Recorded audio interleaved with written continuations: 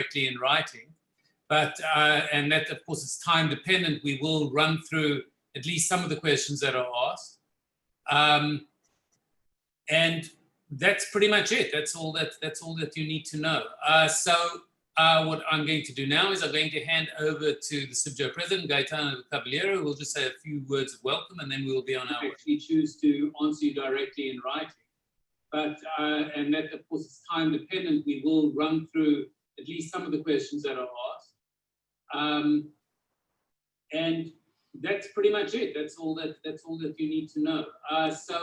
What I'm going to do now is I'm going to hand over to the CIBJO President, Gaetano Cavaliero, who will just say a few words of welcome, and then we will be on our way. We choose to answer you directly in writing. But, and that of course is time dependent, we will run through at least some of the questions that are asked. Okay, thank you very much for the double introduction, Steve. And thank you very much to Ed for being so clear in what we are going to discuss. I want to thank the 4 panelists and big friends, all of them, Jeremy, Laurent, Jacques, and Pete.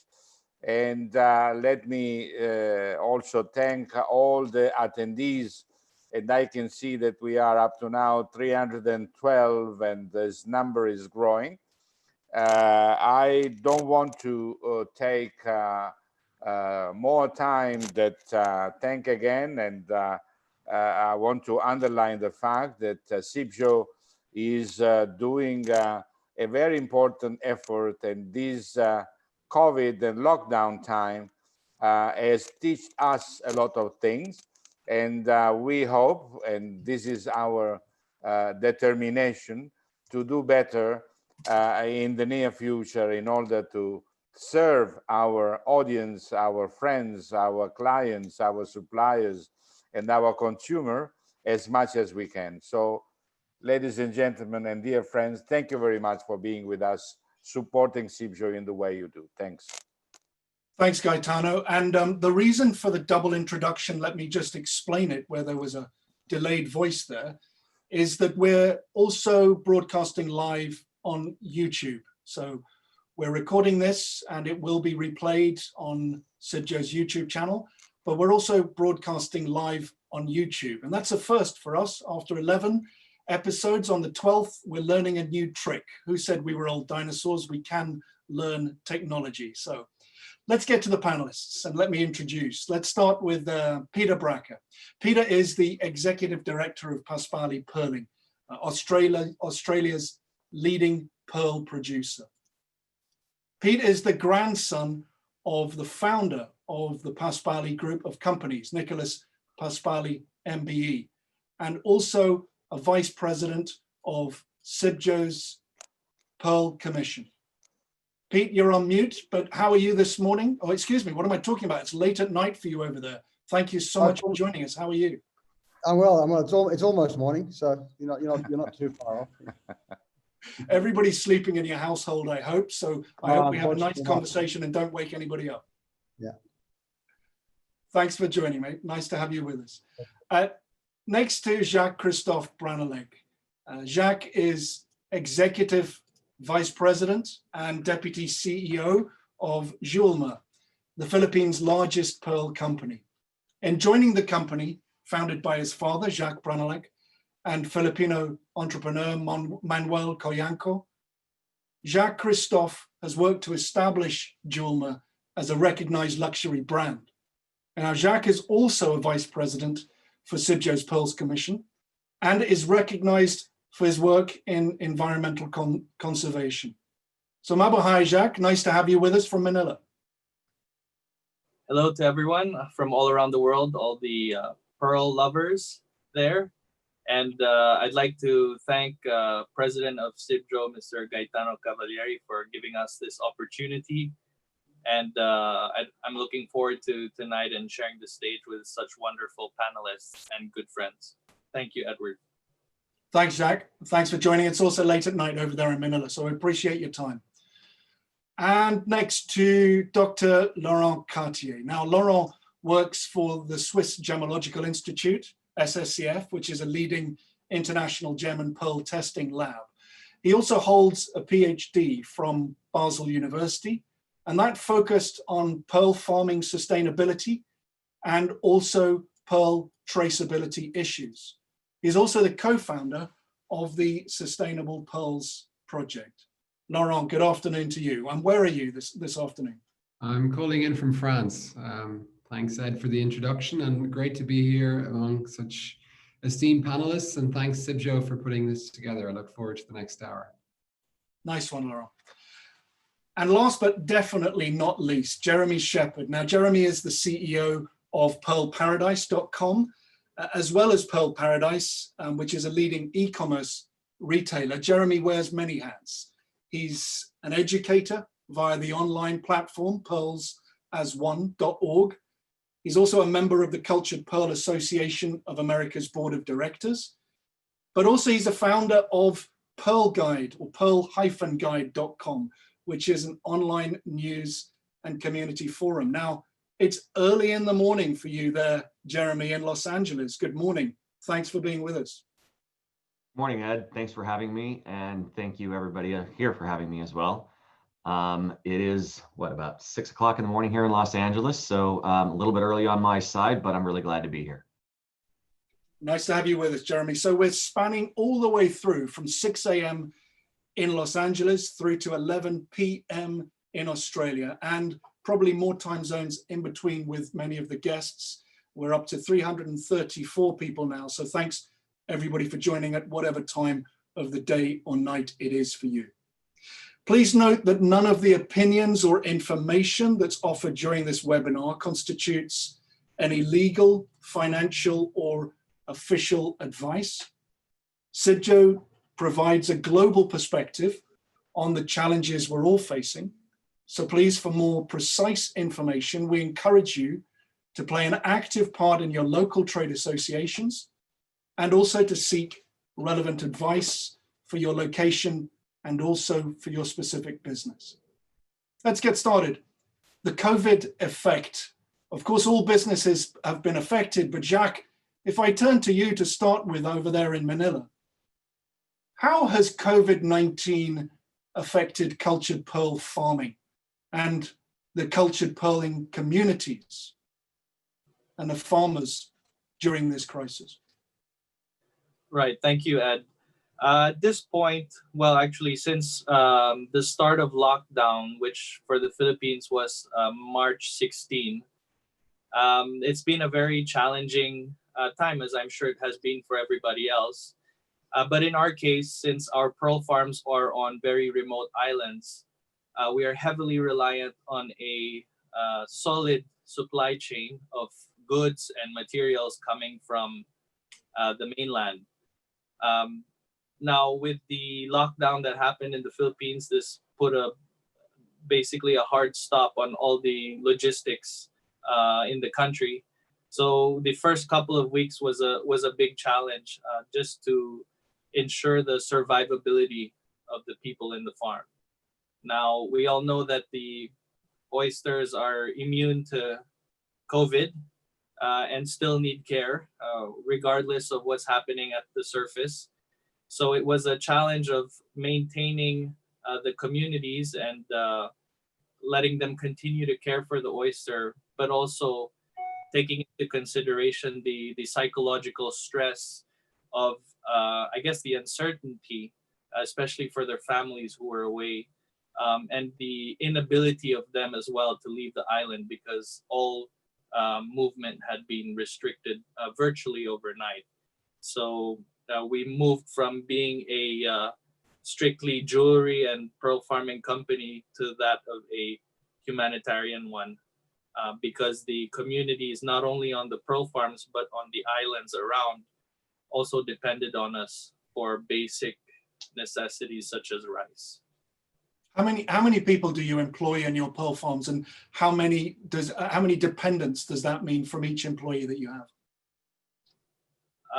Based on our study, well, we employ about 1,200 people on the different pearl farms, and we estimate that those people support at least a family of 8 to 10 each. So that's about 10,000 people, and that's just directly linked to the company. But you also have about around the pearl farms, around 1,000 families that live in the rural coastal communities there.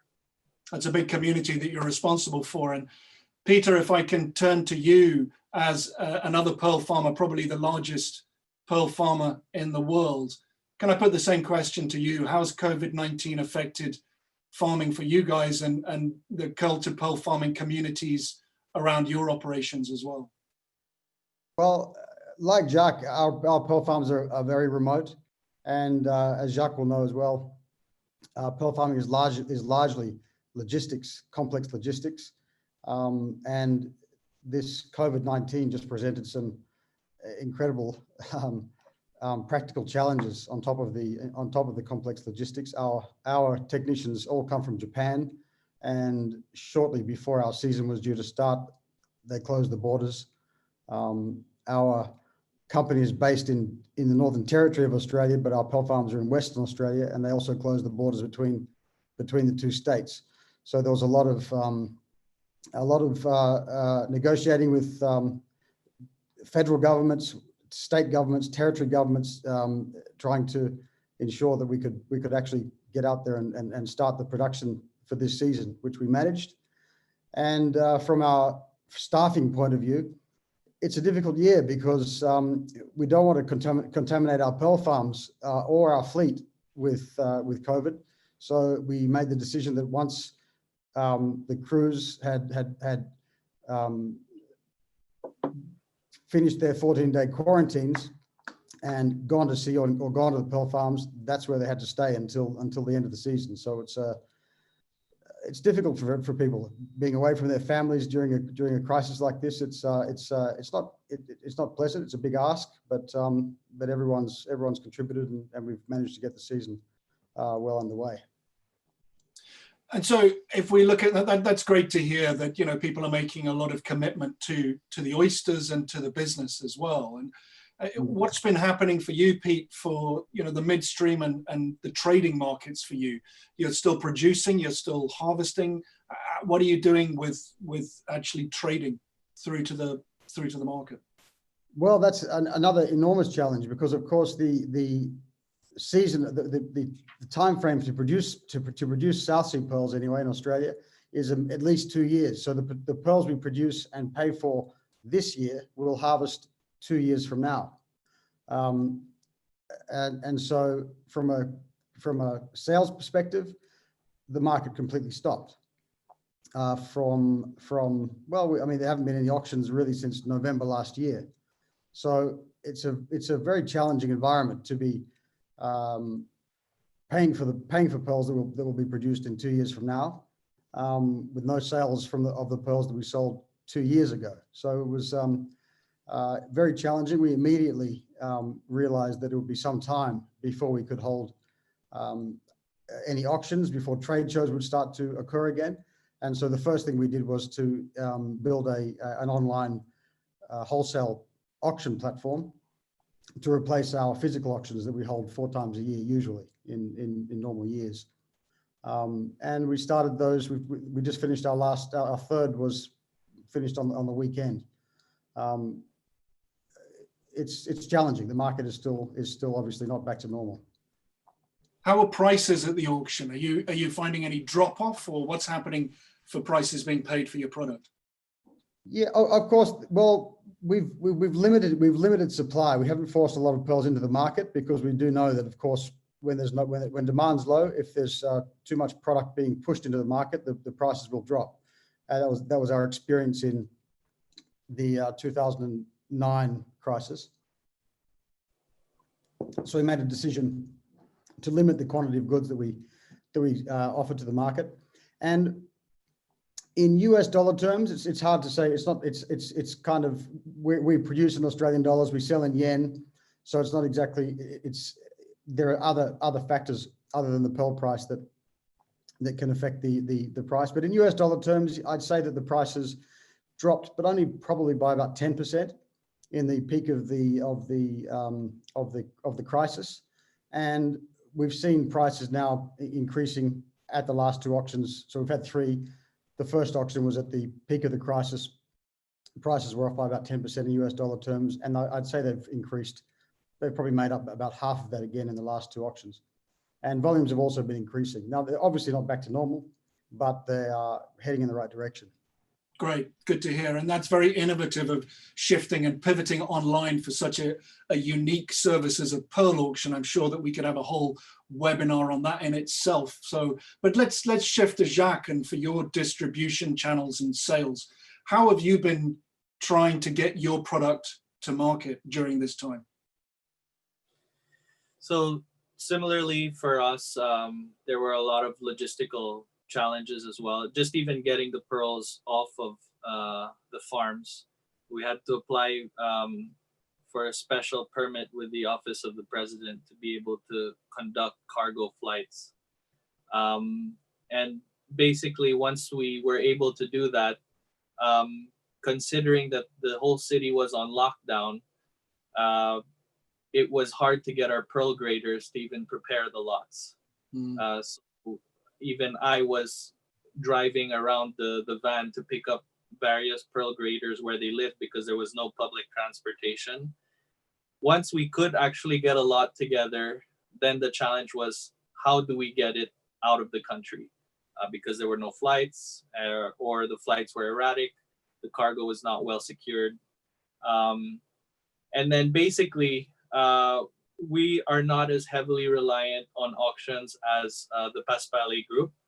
We have relied traditionally more on the sort of harvest selling style with large pearl houses in Japan.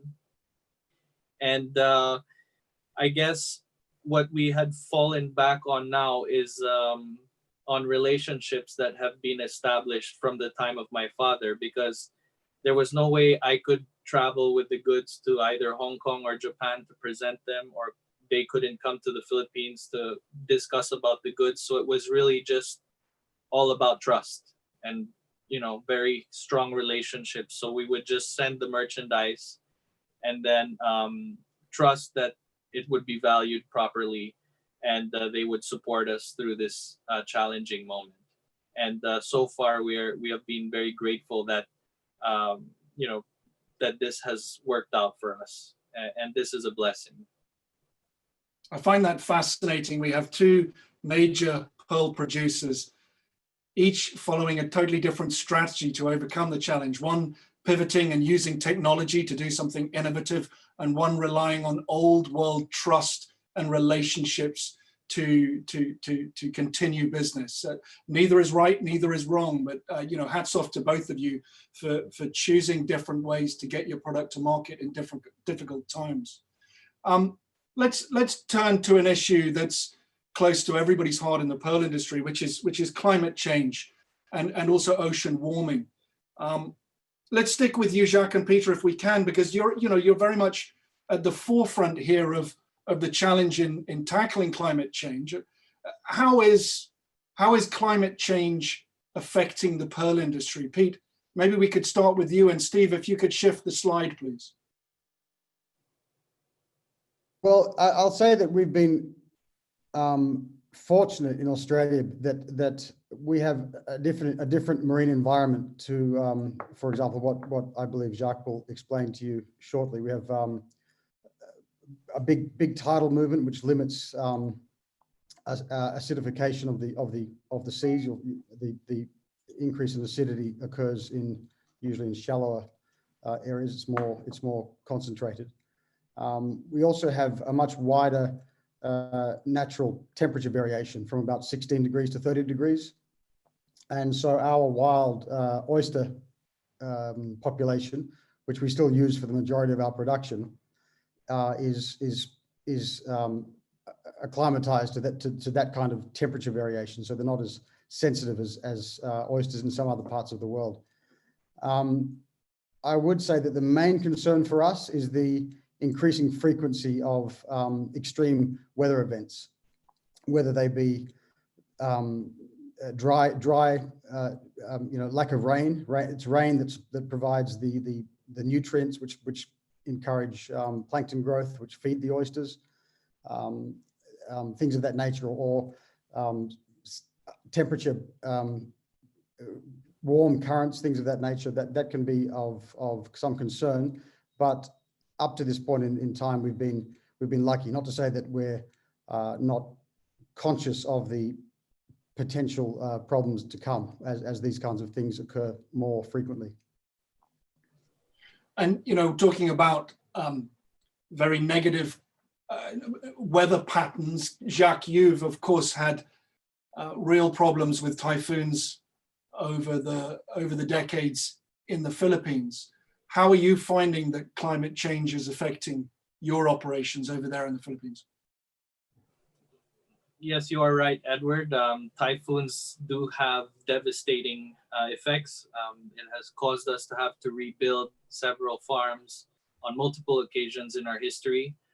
However, Pete is right in saying that our oyster is less resilient than the sturdy Australian Pinctada maxima.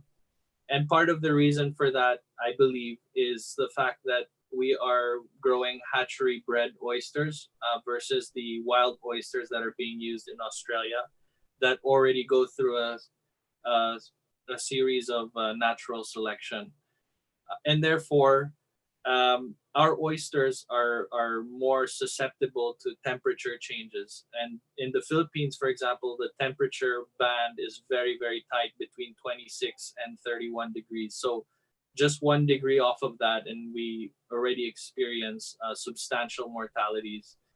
So I would say in terms of factors affecting, so you have water temperature, you have ocean acidification, less dissolved oxygen, and all of this affects the plankton profile as well of the sea. So basically, it's it takes longer for the oyster to grow, and they are much more sensitive and susceptible to mortality. Thank you. Let's turn to the scientist in the room and the gemologist, Laurent. From your perspective, what can the pearl industry do to be part of the global movement to tackle climate change? Yeah, thanks for the question, Ed. I think there's kind of different levels to it. One is, what are the risks and what are the issues that the pearl sector is facing? The pearl sector is quite small compared to other sectors. So for the pearl sector itself to kind of mitigate climate change, I think that's asking a lot of the pearl sector.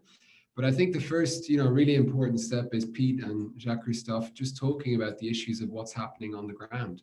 I actually think that pearl farmers are kind of on the front lines of many of these climate change issues. They might not be too evident yet, but they are coming. And pearl oysters could be considered in a way as kind of a barometer for the health both of our climate and the ocean. So I think in terms of just sharing information, sharing stories from the front lines, that's really important, because for a lot of pearl or jewelry consumers, they might not really know what does climate change really mean? What is the impact? What does something like ocean acidification mean? The more carbon we pump into the atmosphere, a lot of that carbon gets absorbed by the ocean. The more carbon and the more acidity there is in the ocean, the more these pearl oysters can dissolve. So it's harder for pearl oysters or edible oysters or any other mollusks or bivalves to actually form. Same goes for corals. So I think there's a trend which we just need to be aware of, which is worrying if you look at some of the scientific studies. And I think pearl farmers are in a good position to kind of share what's happening on the ground and also begin kind of developing solutions, not necessarily to reverse climate change, but to adapt and mitigate. And I think, just like Jacques-Christophe was saying about how do you manage and deal with hurricanes, those are issues you have to deal with. Jacques, I remember you once giving a presentation and talking about the volume of water that your oysters filter, because you have so many oysters and they do filter the water. Can you tell us a little bit more about that? And how does that have an effect on the environment in which you operate? Well, oysters are filter feeders, so that's how most of the day they're filtering through thousands, if not millions of gallons of water. What this does, this has a natural cleaning effect for the marine concession, but also any pollutants, any chemicals, any, man-made pollution can be absorbed through the organism because it is a filter feeder. So that's why pearl farms have to be placed in very remote areas away from civilization or development because of this. Okay, thank you. Jeremy, let's bring you into the conversation with you're very close to the voice of the consumer and the customer with your e-commerce platforms.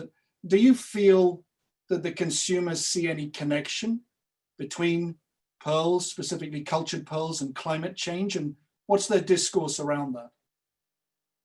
Well, I think it's kind of a broad question, almost a generalized question is to ask whether the consumer sees it. I think there are absolutely segments of the consumer shopping population that does feel it and does see it. There are consumers who don't care that much because they don't really understand. It's more about education. People don't really, I think at the very end consumer level without education, they don't really correlate climate change and pearls until it's been explained to them.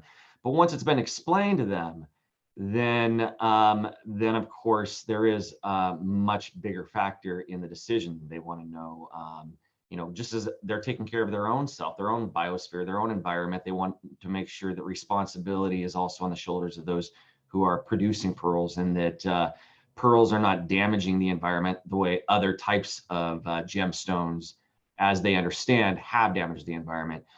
So it definitely can have an impact on a purchase decision, but the reality of the situation is that most consumers just aren't aware yet. How do we change that? You change that through education. You change that through engagement. You change that through talking to people. You change that through webinars, through point of sale education, through online education. Today, most consumers, when they're making a major purchase, do a lot of research, and today research is done online. So people that are buying higher end pearls typically do a lot more research and are a lot more aware of environmental considerations, sustainability, et cetera. But I would say for the general market, most small, one-time purchases under $500, that sort of level, it's not typically a consideration as far as I've seen. Okay, thanks. And you brought in the word sustainability. So let's look at the issues around sustainability, because of course, we know that those issues are more than just environmental. They're social and they're economic. Laurent, if I can ask you as the expert, what do you think sustainability means in a cultured pearl farming context? And let's think about the positive impacts and how can they be amplified and even measured? It's a tough and deep question, Ed. But I think I come back to what you were saying in the introduction, that what's really interesting about pearl farming is there's this kind of synergy between pearls, pearl oysters, the health of the pearl oysters, and the health of the ocean. So this is unlike, if you're mining diamonds or if you're mining gold or other resources, you don't have that kind of clear link or synergy. So on the one hand, you have pearl farms that are facing these issues of climate change and ocean acidification and other things. And on the other hand, you have this positive potential impact, which means that pearl farmers are actually, if they operate responsibly, they are quite ideally positioned to be able to respond to some of these issues that we have, such as marine conservation, such as how do you work with local communities? And it's because pearl oysters actually are one of the most extensive forms of agriculture, unlike shrimp farming or other forms of agriculture. So pearl oysters need space if they are to be happy, and they need to be happy so that they can produce, fine cultured pearls. And that's really kind of the synergy that's interesting to look at. So I think there's an influence both for the economic side, but also the ecological and the social side. And that link is less present for other resources. So I think there's a lot of interesting synergies there to kind of be explored. And then I don't recall how can the positive impacts be amplified and measured? Yeah. I think you bring up a really important question with that. It's important to say that not all marine cultured pearl farms are sustainable. Jacques Christophe and Pete have really been pioneers in how they cultivate their pearls, how they work with communities and the ocean environment. But there are pearl farmers that are, not at that level. And, we can help them transition along and become better pearl farmers. But when you start making claims about sustainability and impact, there are scientific ways, there are so-called sustainability indicators that we can use to actually measure what is the impact on the ocean environment, what's the impact on the reefs, on the fish, what is the impact on people, what is the impact locally. And being able to measure these things actually gives you data that you can track, and that way you can kind of understand how it evolves. And Pete, if I can bring you in as the largest pearl farmer, I mean, what's your take on sustainability, or your sustainability journey, and what steps are you taking to improve that? Well, firstly, because we rely largely on a wild oyster fishery in Australia, sustainability is critical to our survival. We can't if we're not sustainable, we're no longer in business. And Australia is a very regulated place to do business, a very regulated country, probably one of the most regulated countries on earth. And so businesses here are held to a high standard. Culturally, Australian culturally has high expectations in terms of sustainability and environmental responsibility for its companies. And the Australian industry has always sought to exceed what's required by Australian regulations. And so, for example, the industry implemented a sustainable fishing quota system 40 years ago in the early 80s to ensure that the wild oyster fishery was maintained at a healthy, robust level, and it's incredibly healthy today. It's as good as it's ever been. And the method that we use the methods we use. It's low impact fishing, no impact on the environment, which enables us to operate in marine reserves that are otherwise excluded for commercial activities. It demonstrates the sort of the benign nature of pearl farming. We have very stringent waste management requirements, things of that nature. I think that's our journey, but I think what's a more interesting story actually is what's happening in places like the Philippines with Jacques, where places that were marine societies, villages and whatnot, who were previously involved in activities that degraded the environment are now being encouraged by Jacques and other people like that to change what they're doing. And actually, I might hand over to Jacques to explain that, because that's the impact that pearl farming can make on sustainability and the environment. Yeah, please, Jacques, if you can tell us more about that. That's bringing in more the social and the economic sustainability as well as simply the environmental. Tell us a bit more about your story. Thank you, Pete. Thanks, Edward.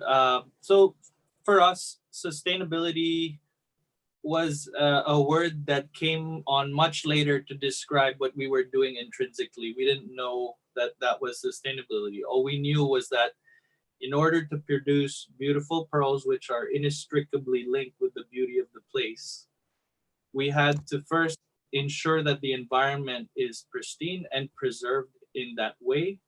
We had to ensure that the communities on the islands in the pearl farm took care of the environment so that it would stay pristine, but also that the communities were happy so that they could give a level of care to the oyster, which is a living organism, a level of care that was high enough for that oyster to produce a beautiful, high quality South Sea pearl. And it was only when you did those three things well that you might be able to harvest a beautiful pearl. And then we came to realize that the pearl was not the end result. It was a reward, but essentially it is a tool to perpetuate that cycle again. And by perpetuate, I mean continue to protect more marine environments, continue to uplift continue to uplift remote communities, remote coastal communities. By uplift, I mean providing education, providing healthcare, of course, with the local government, as well as providing economic livelihood. Now, whether that is directly linked to pearl farming or other aspects that are supporting the pearl farm, such as food production. So whether that's chicken, vegetables, or other products, seaweed farming, and there's so many other livelihood programs around pearl farming that basically help to uplift these communities. So just to sum it up, and I hope I can, I think I can say this for Pete as well. We are in a joint venture with nature, and we are definitely the minority stake. So we are at her mercy, and we only have a business because she is well. And I think, as Pete said earlier, it is in our best interest to act and decide sustainably. Laurent, you wanted to come in there. Yeah, I just wanted to add to that I think there's a business case which is really ingrained in being a responsible cultured pearl farmer. So just to give you a few examples, you know, the ocean is 71% of the Earth's surface, but less than 2% are protected. You start a responsible pearl farm, and like Pete was saying, you know, you're kind of creating a quasi-marine protected area. And most of the research that's been done around pearl farms, where you count, for example, the number of fish in the pearl farm where no fishing takes place compared to a similar environment where there's no pearl farm, well, there's a lot more fish there where the pearl farm is. And these fish can then grow and they can spill over to other areas where people have access to that fish. So through pearl farming, there's kind of a business case for both marine protected areas and sustainability. And that's what's really interesting. And there's just not enough solutions like that around when we see how alarmist and, you know, how terrible a lot of the issues, environmental and social issues that are happening worldwide. There's a few nuggets in there and a few solutions that can really be applied. Just in a final example, I'd say in Latin America, actually, the first marine conservation initiative was in 1940, and that was to protect pearl oysters in Mexico, because there was a lot of overfishing that had been done over the past centuries in the search for, you know, pearl oysters and natural pearls, and that was the first conservation measure. So it's nothing new that kind of the pearl industry or that pearls are somehow linked to conservation and ocean solutions. Jeremy, thinking about the consumer with this, we've heard great examples, you know, and there's a lot of reaction to that comment that Jacques made, that you're in a joint venture with nature here. And how do we get this message out to the consumer? We talked about, you know, your belief that it's about education, but is there a room for an industry body and organization that would promote the cultured pearl and the product and its environmental standards? You know, from the consumer perspective, and I would actually say Jack just nailed it. The way Jack explains it with genuine passion and genuine intent of what he actually does, and then to cover what Laurent just added as well. Really, the protection of the biosphere is and the environment is, you know, from the consumer's perspective, really what sustainability is all about. And I think absolutely there is room for something like this. In fact, I think the industry it needs something like this desperately. I think there are a lot of different elements of the industry attempting to accomplish this, but I haven't seen it accomplished yet, in part because it is industry driven. It's not third party driven. So there's a lot of, self-protectionism and a lot of, looking at your own company versus looking at the entire system or the entire industry as a whole.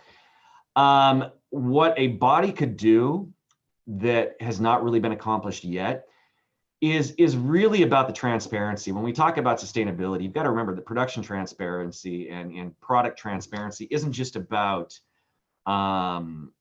treatments. It's not just about how thick the nacre is. It really is about the story. It's about the story that Jack was explaining about how people are taking care of their farms in socially, culturally responsible manners, taking care of the people who live on the farms, taking care of the environment, abiding by local laws, creating these, I call them almost springs of youth, fountains of youth, as Laurent referred to, these protected places in the ocean. Yeah, the consumers are really concerned about that. And yes, it creates an amazing story. When you're able to tell that story, show the pictures and show the lives that are actually being affected by these products, it tells a lot. Where we lack as an industry is, just to your point, Ed, is there room for a third body? Is there room for a body that puts the elements in place that, in business, we'd almost call them KPIs. Do you meet those KPIs? Are you socially responsible? Are you considered sustainable? Right now, it's basically subjective.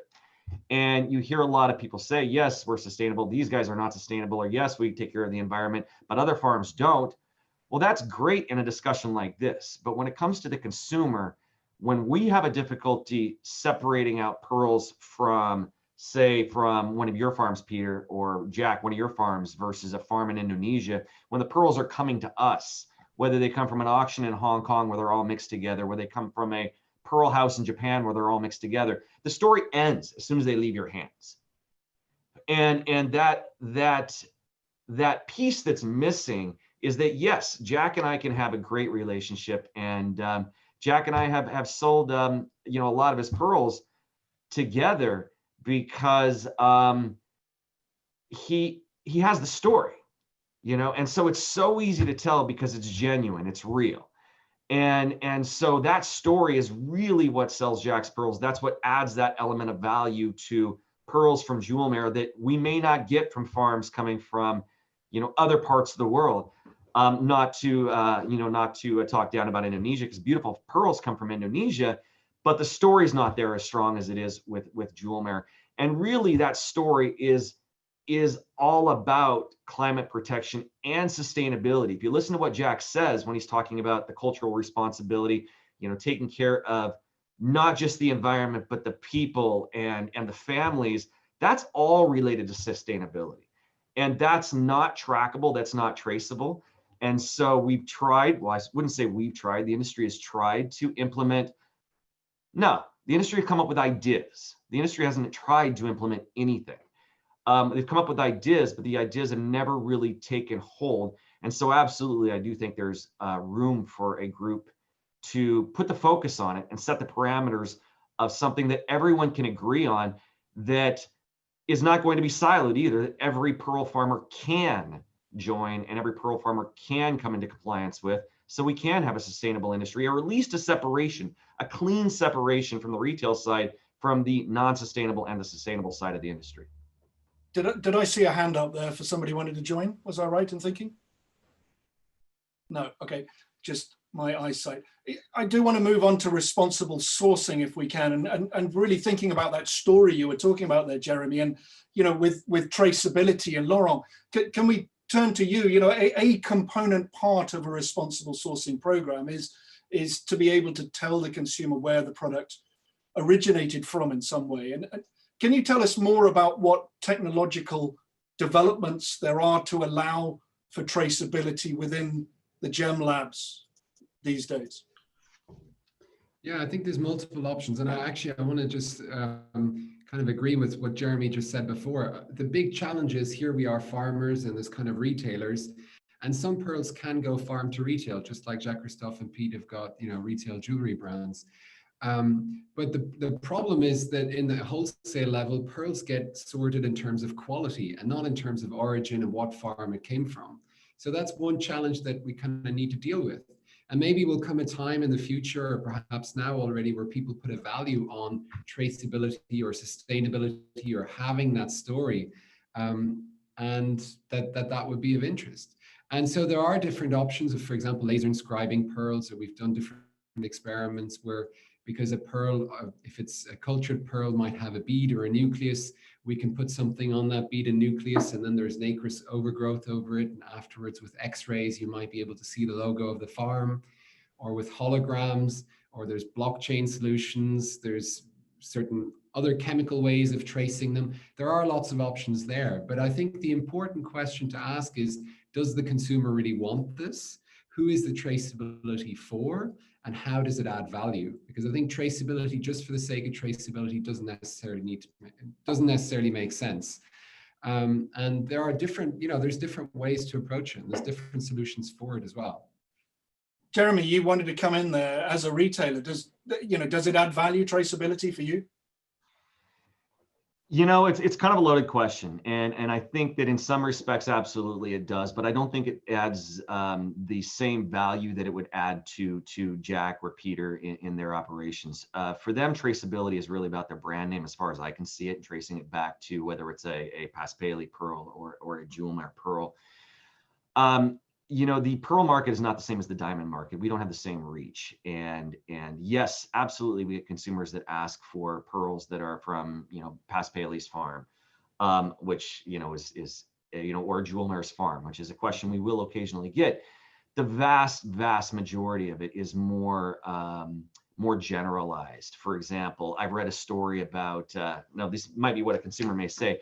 We've read a story about some issues with pearl farming in China. I want to make sure that those pearls aren't coming from something like, you know, a farm that's damaging the water tables or something like that, because they've read a story.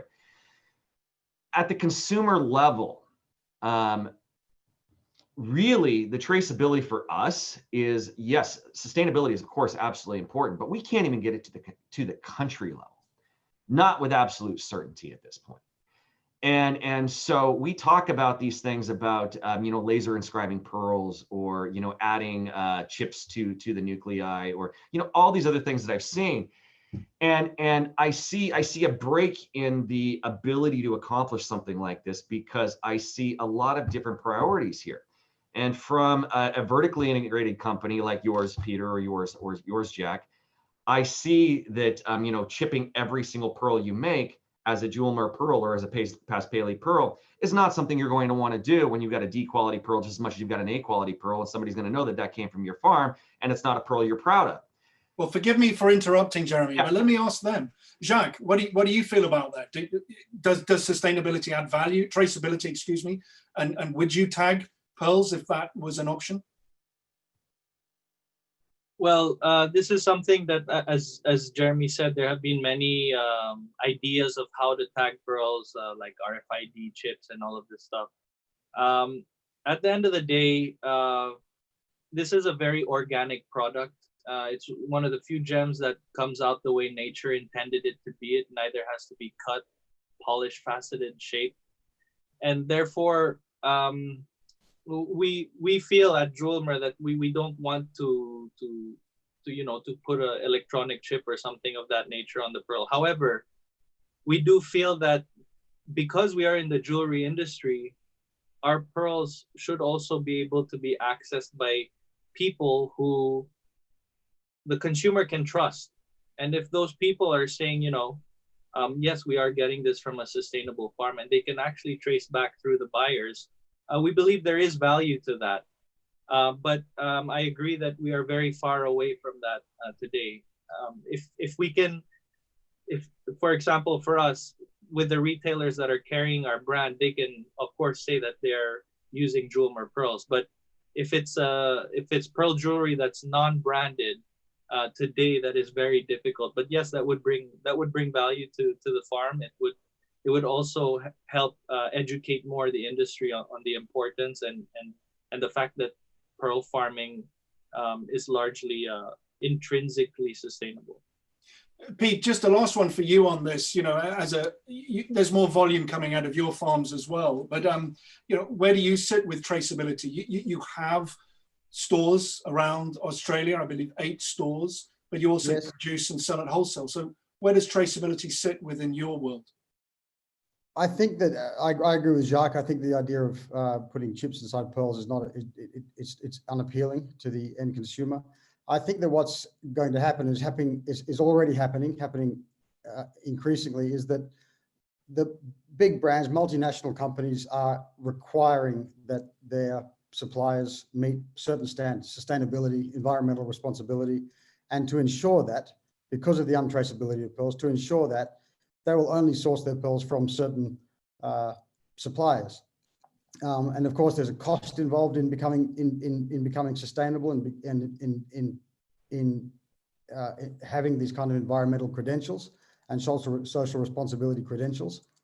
And I think that in the long run, pearl farmers that don't meet those standards just won't survive. I think that it won't be necessary to trace pearls, because pearl farmers will either be forced to come to the party and become environmentally and socially responsible, or they simply won't survive because their customer base will dry up. Okay. We're 5 minutes to go, but we do have an interesting question in here from Phil Boas. Hi, Philippe. Nice to have you with us. He asks about, and I'd like to hear from Jacques and Peter on this.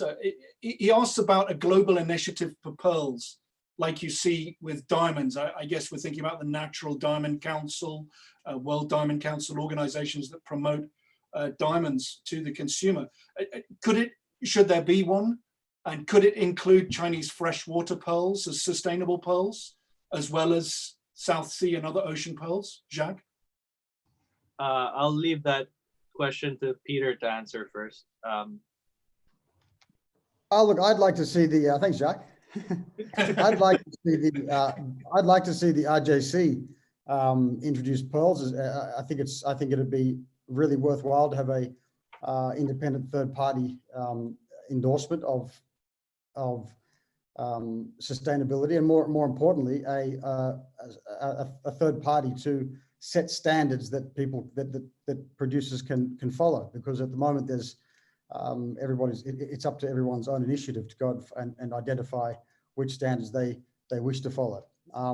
In relation to Chinese freshwater pearls, look, I'm not. It's quite a different industry. I wouldn't proclaim to know a great deal about it. So I think sustainable, probably yes. Currently, socially responsible, maybe some, and I'd say many would not be. I think it's fair to say that. I don't know enough about the industry as a whole to comment. All right, thanks, Jacques. What you did there in rugby terms is called a hospital pass. So I'm going to turn it back to you for you have to have a chance to answer that one as well about an industry body. Well, You would know, Ed. I think it was a couple of years ago. We did feel that the RJC was the right platform to present, I guess, or to trace sustainability in pearls but however, it's very challenging because, as Philippe Boas pointed out, you have the freshwater pearls, you have the natural pearls, you have different types of saltwater cultured pearls. Even between Peter and us in the Philippines, there are different production methods, different environments, different considerations for sustainability, different social situations. So it's you cannot fit pearl farming into one box, because pearl farming is exactly about that, is adapting to the environment that you're in. So you cannot create like a checklist and apply it everywhere. So I think that's the main challenge and the main reason why it's been so hard to come up with like a standardization or process. I don't, correct me if I'm wrong, Peter, but every farm has its nuance. So I think the challenge is really coming up with something that everybody can agree on, which is going to be very challenging. All right, thanks. We're busting through time again, but we did really want to talk about retail and especially e-commerce. Jeremy, if we can turn to you for some questions around that. I mean, the lifeblood of the industry, nobody has any role unless they're being sold. And of course, the pandemic has had a devastating effect on retail stores. So how has e-commerce changed during the pandemic? Wow. At the end of this call, at the end of the webinar, ask a question like that, we could go for another hour. I should have said briefly, but Yeah. The pandemic has turned everything on its head, and I'm going to talk a little bit more quickly just to get through a little bit more because I know we're at the end here. On the e-commerce side, things have flipped completely from what they were just a few months ago. And for us,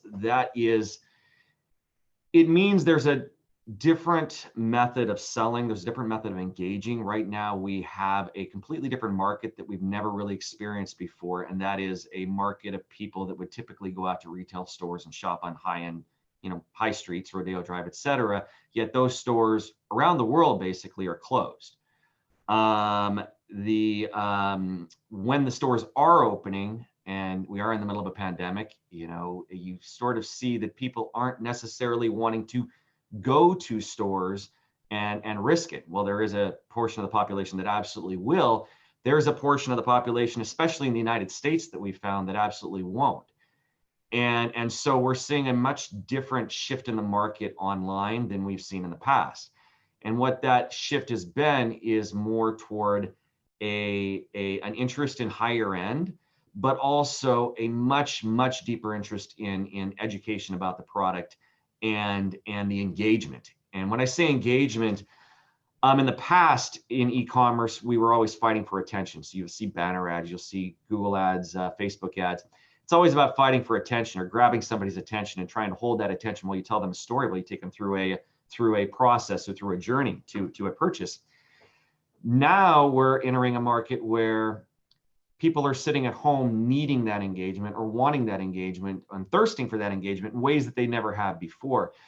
So I won't say that right now e-commerce in the luxury space, especially in the pearl space, is blowing up. It's not. It's absolutely not. But it's absolutely surviving in ways that that unfortunately the brick and mortar segments are not, because it hasn't closed down. But the shift is definitely one that's showing us that there is an opportunity here that has never existed before. And I think the easiest way to paint the picture of this is, in the past, when you're selling high-end product online, and this goes across the board in all sorts of jewelry, when you're selling high-end product across online, your challenge is that you've got to communicate an experience, you've got to communicate an education that is as good or exceeds what that client is going to receive if they go into a retail establishment. That's a hard hurdle to cross. It's one I've been working on for most of my career.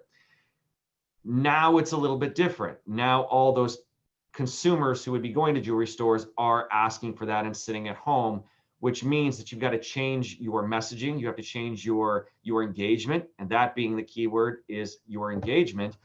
And I actually think for those who are able to be aware of the changes in consumer patterns, consumer behaviors, and be aware of the potential of opportunities that exist right now, I think the online opportunity is huge for everyone, especially for people that have a story to tell, like Jack, like Peter. Absolutely, you've got a story to tell.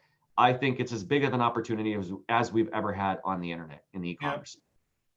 Jacques, we were talking the other day about your retail footprint. You've got stores in the Philippines and also in the US, but your e-commerce has been quite limited. How have you found the retail level during the pandemic, and what are you doing to improve sales at this time to the consumer?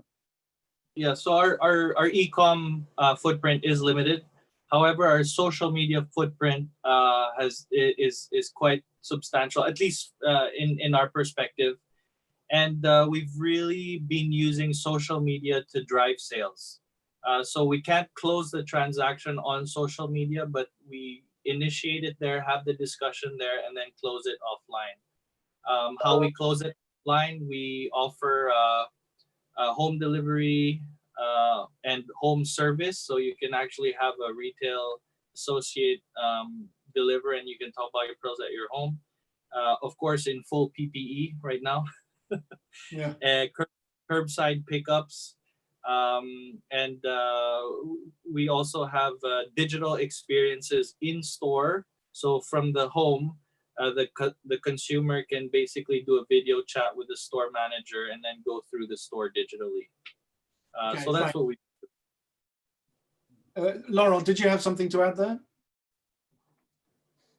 No, I mean, let's say selling pearls online is not my expertise. So I'm sorry, I thought you were waving at it. No, I was actually answering some of the questions in the Q&A. Sorry about that. Oh no, cool. Please go ahead. Go ahead. And that actually is a great segue, Lawrence. It's as if we planned that. We really would like to get to some of the Q&A as we round the hour here. We're not going to get it done within an hour. So if people do need to leave, please feel free. It will be recorded in its entirety and put up tomorrow. But we do have some interesting questions. Steve, is there anything that you saw in the Q&A box that you think is relevant to quickly go through? Steve, you're on mute. Sorry. There were some common questions actually directed to some of the speakers over here. The one that caught a number of people's attention was the discussion earlier on about wild oysters, and the question was from more than one person: why is it not possible to collect wild oysters in the Philippines? That would obviously be for Jacques. Okay, so the reason why we are not able to collect wild oysters in the same quantities that they do in Australia is because the fisheries did not protect the wild oyster beds historically, and therefore they have been completely depleted throughout history for mother of pearl, buttons, etc. So I think the only reason why there's a robust wild oyster natural beds in Australia is because it's been protected for so many years, and they have a very good way of enforcing the laws there. Okay, thanks. There's a question here from Tamara Aguilar. She asks, and Pete, maybe I can put this to you, has the slowdown of industrial pollution due to COVID had a measurable impact on global pearl production?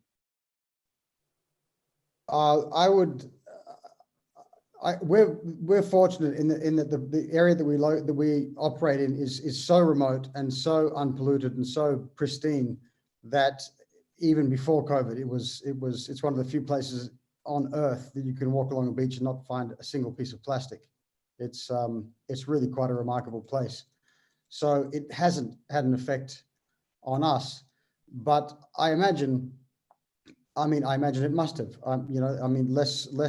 There is less carbon dioxide going into the air, but it's only been it's only been 2 months, and the time required to grow a pearl is 2 years.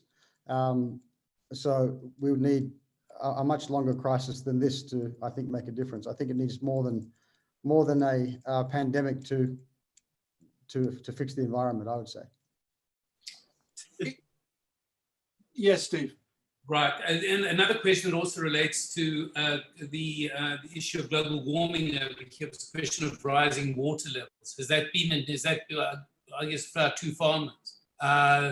Is that an issue? Is it a possible issue for the pearl farming community? Yes, sure. So we don't have as big tidal range as they do in Australia. We are on volcanic islands with minimal tidal movement. So we do really see immediately when there are, I guess, variations in the highest tide. And we have seen that. The variations over the last 15 years are in excess of about 1.5 to almost 2 meters. And so we've had to raise our overwater platforms multiple times already in the last decade, much more than the previous 2 decades before that. Okay, thank you. We're coming up to 10 minutes past. Steve, were there any other questions that you see that we should attack now? I think Ed, we're okay. I think we should try to stick to our. We're trying to stick to our hour, and you guys are all very busy, and we really appreciate all the time that you've put into this. So let me just finish up with a bit of information and housekeeping on the next series of webinars. Steve, if you can move on. Next week, we'll be going again, same time, this time next week. So that's 2 o'clock in London, 9 a.m. New York, through to 9 p.m. in Hong Kong, and all times in between. We talked about e-commerce today. What we really want to explore next week is social commerce, that way of selling direct from social media and social media marketing. So please join us for that. We'll be announcing the panelists for that tomorrow in the email that goes out to CIBJO mailing list. If I can also spend just a few seconds to promote our friend Rui Galopim de Carvalho's ongoing home gemology webinars. Next week, him and I will be inviting Helen Molesworth, and she will be talking on the history of gemstones. That's on Tuesday, 14th of July at 2 o'clock Lisbon or London time. Steve, yes. Yes, so we discovered over here Rui is on vacation at the moment, and in his obviously enjoying the vacation have been sent through the incorrect link for a registration link. I'm going to upload the proper registration link after this webinar ends. So people who either got an invitation or who go to the website should wait for a few minutes, and we will correct the registration link that was sent out or that is listed on the website at the moment for his webinar on Tuesday. Okay, thanks for that. We should never apportion blame, but I blame Rui's kids. They're little monsters. So please, if you like to get more information on these set of webinars that we've been running, both Rui's and also these Jewelry Industry Voices ones, please sign up for for CIBJO Communications there. The email address is on your screen now. Maybe I can just ask to finish up going through each of our panelists to ask you the simple question, and let's see if we can be brief with this. What does the future of the cultured pearl industry look like? Jacques, can we start with you? What does the future look like for you? We believe that the future is bright, that the pearl is a gem of hope, hope for coastal communities, hope for the environment. It's a gem that was never used to spread bad energy, but was always used to spread joy and love. I think it will continue to do so. It is a very challenging moment in our history, and I think I hope all of us make it through, but I think the reality will be different. We are not over the hill yet, but we are definitely hopeful that the future is bright and the pearl will be here to stay. Thanks. Pete, for you? Yeah, I agree with Jacques. I think that pearls are one of maybe the only gemstone that the more you look into it, the more you learn about it, the better it looks. It doesn't involve digging enormous holes in the ground. It doesn't exploit people. It improves lives. It contributes to the environment. And I think that once that message is understood, then it'll be the choice of the next generation. I think it makes sense that it has to be. Thanks. Laurent, vision of the future for you. Well, I'm not a pearl farmer. I don't sell pearls, but I'm really interested in how, kind of cultured pearls can become just also a place to showcase what's happening on the front lines in terms of climate change and oceans and things like that. And I think bring about a better future. And I think Pete said, conserving the environment, but I think we can even go further. There are cases where you now have more fish or more wild oysters thanks to pearl farms. So it's not just about minimizing risk, but there's also a way of kind of giving back both to communities and the environment. And I hope more of that story gets out, more research gets done on that, and that the pearl farmers get more, more visibility for the good work they're doing. Thanks a lot. Jeremy, I'm sure you appreciate having the last word. Don't get me in trouble, Ed. No, I'm going to echo really what Jack, Peter, and Laurent were saying. I look at pearls, and I think especially in today in 2020, pearls really are what this planet needs on so many levels, and not just because of what pearls represent themselves, but also because of what pearl farming does for the planet, for the environment, socially, for people. It affects the planet. The industry affects the planet in ways that really no other gemstones do, and that is by creating these pockets of Garden of Eden, basically. If you've been to Jewel Mare's farm, if you've been to one of Past Bailey's farms, they've described it perfectly. It's the oasis in the middle of our ocean, which is no longer an oasis today. The planet needs this. They need the industry. And I think the more people that understand that and realize they're actually helping the planet, they're helping the ocean when they're supporting this industry, and pearls give back. They give back in ways no other gemstones do. And I think that's what the industry and that's what the world needs right now. Well said, Jeremy. Thank you very much indeed. We have not achieved our aim of finishing within an hour. Gaetano, thank you for your generosity in hosting us, as always.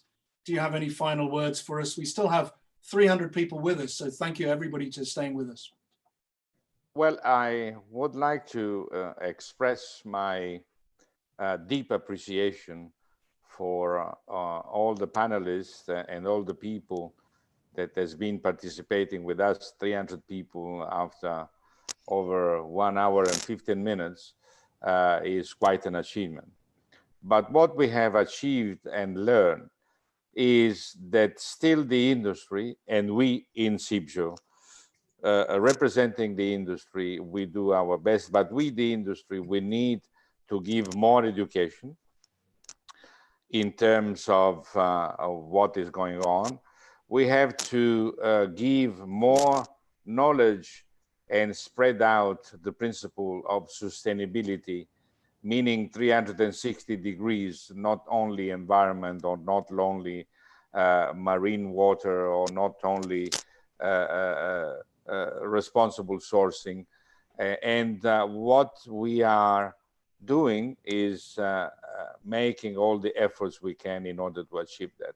And in fact, our statement that was published and circulated by the Secretary General of the United Nations to the members, agencies, and all is related to the United Nations, has given us once again, once more, after so many years, since 2006, the possibility to communicate how responsible, how sustainable, how active is this industry in achieving, or at least promote, those principles, and I'm referring to the 17 Sustainable Development Goals.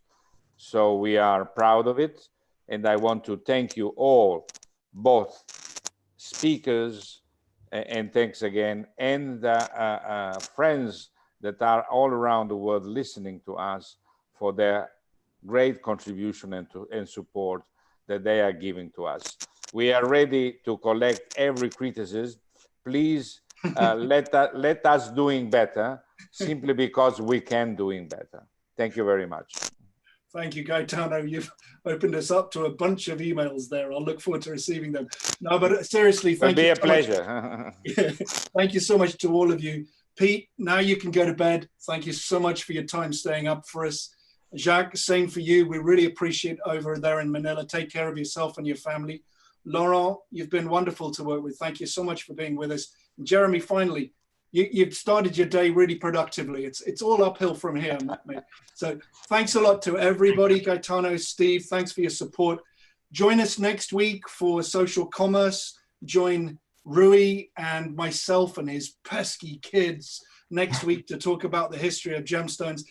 Before that, please, all of you, stay safe, stay together, and I wish you a very enjoyable weekend wherever you are.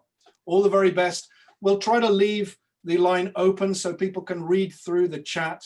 And if anybody feels like staying on to answer any of the questions we weren't able, the webinar will be still live, but we'll mute everybody and close off this session for now. Thanks, everybody. Bye-bye. Thanks, gentlemen. Thanks, everybody, for listening. Thank you very much. Take care, guys. Thank you. Bye. Ciao. Ciao, ciao, ciao.